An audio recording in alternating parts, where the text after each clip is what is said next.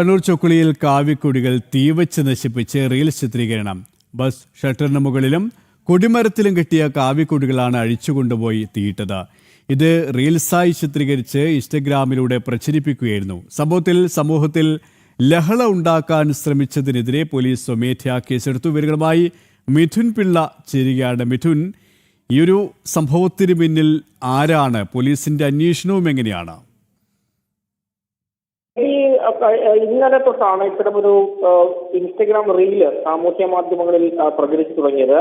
കണ്ണൂർ ചൊക്ലി പള്ളിക്കുടി ഭാഗത്ത് കാവിക്കൊടികൾ തീവച്ച് നശിപ്പിച്ച് അതിന്റെ റീൽസ് ചിത്രീകരിച്ച് സാമൂഹ്യ മാധ്യമങ്ങളിലൂടെ പ്രചരിപ്പിക്കുകയായിരുന്നു.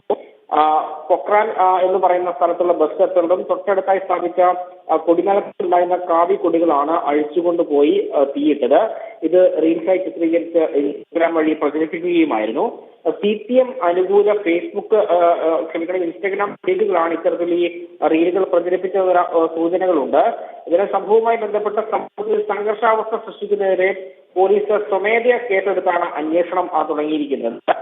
ചൊക്ലി പോലീസാണ് കേസെടുത്ത് അന്വേഷണം ആരംഭിച്ചിരിക്കുന്നത്. ഏതായാലും നിലവിൽ സമാധാന അന്തരീക്ഷം നിലനിൽക്കുന്ന ഒരു പ്രദേശത്ത് മനഃപൂർവ്വം സംഘർഷം ഉണ്ടാക്കുക എന്ന ലക്ഷ്യത്തോടു കൂടിയാണ് ഇത്തരത്തിൽ കാവിക്കൊടി എടുത്തുകൊണ്ടുപോയി കത്തിച്ചത്, റീൽസായി ചിത്രീകരിച്ച് പ്രചരിപ്പിച്ചത്.